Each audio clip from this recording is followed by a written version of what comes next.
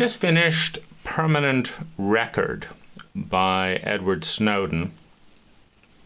And I've been following the story of Edward Snowden and Julian Assange because they are two of the most important truth tellers on the planet today in the domain of power and corruption.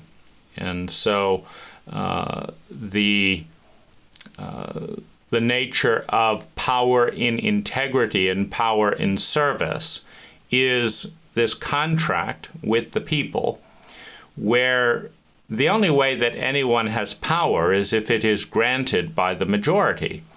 A majority of people on the planet today could easily remove the power from the small minority that holds it in a matter of weeks. Remove all of the money from the plutocrats, remove all of the military, machinery from primarily the U.S. government, etc. It's power is granted by the majority, and it becomes concentrated in a minority in a promise. And the promise is that you give us your time, your money, your trust, your power, and we will use it for the benefit of the group that gave it or the benefit of the species as a whole. And when instead the power is concentrated and used for the benefit of a small minority at the expense of the majority, that power has been corrupted. And the corruption is mutual, meaning the people didn't have to give it, and the individuals who corrupted the power didn't need to corrupt it. So there's a coming together of a system of corruption of both causing and allowing. And this, is something that has a tendency to occur at our current level of species development.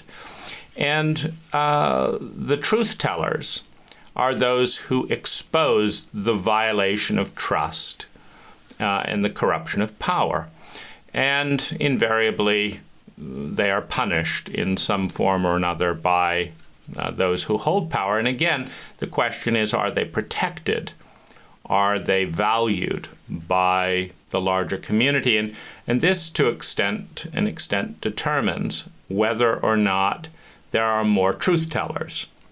Because if a truth teller comes forward and finds themselves stuck with $200,000 in legal and medical bills and this and that and the other, and is in effect sacrificing their life to be a truth teller, there will be far fewer of them. And if a truth teller comes forward and the people rise up to support the truth teller, there will be more of them. And so, Julian Assange has gone through a tremendous process of deterioration, torture, and abuse. And Edward Snowden managed to escape to Russia, and has brought his wife over there and has done enormous good. And it's striking that both Republican and Democrats collude and agree that the one thing we don't want is truth-telling. And so there's certainly no presidential pardon of Edward Snowden by either Trump or Obama, or, we're going to attack the truth. And I think that if we look at what's going on nationally, we can also look at what's going on inside ourselves. What do we do when some part of us tells us the truth? And what do we not do? What's our protocol when a small voice, and Edward Snowden is a small voice, 1 in 300 million telling the truth.